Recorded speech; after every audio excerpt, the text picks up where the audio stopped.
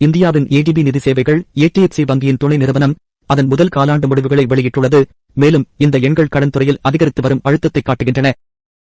June 30 ஆம் தேதியுடன் முடிவடைந்த காலாண்டில் நிறுவனம் $5.68 பில்லியன் அல்லது தோராயமாக $66.2 மில்லியன் ஒருங்கிணைந்த நிகர லாபத்தை பதிவு செய்துள்ளது. இது கடந்த ஆண்டு இதே காலகட்டத்தில் $5.82 பில்லியனை விட சற்று குறைவு. காலாண்டு லாபம் $5.68 பில்லியன். ஆண்டு சரிவு 2.4. வருவாய் $44.65 பில்லியன் 15. கடன் புத்தகம் $1.9 டிரில்லியன் 14.3. ஆனால் வருவாய் வளர்ச்சிக்கு பின்னால் வளர்ந்து வரும் கவலை உள்ளது. வாராக்கடன்களுக்கான ஒதுக்கீடுகள் ஆண்டுக்கு ஆண்டு 63% உயர்ந்து இந்த காலாண்டில் மொத்தம் $6.70 பில்லியனாக உள்ளது. AEB இன் மொத்த நிலை 3 சொத்துக்கள் அல்லது 90 நாட்களுக்கு மேல் நிலுவையில் உள்ள கடன்கள் 2.56% ஆகஸ்ட் உயர்ந்துள்ளது.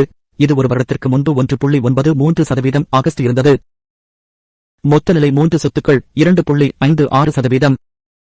கடன் இழப்பு ஒதுக்கீடுகள் $6.70 பில்லியன் 63. இது தொடர்ச்சியான இரண்டாவது காலாண்டில் லாபம் பலவீனமாக இருப்பதை குறிக்கிறது. இதற்கு பெரும்பாலும் அதிகரித்து வரும் வாராக்கடன்கள் காரணமாகும்.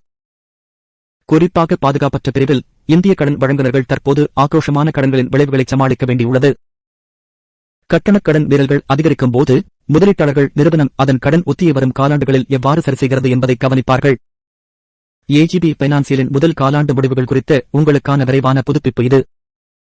மேலும் வணிகம் மற்றும் சந்தை செய்திகளுக்கு லைக் செய்யவும், சந்தா செய்யவும், பெல் ஐகானை அழுத்தவும் மறக்காதீர்கள்.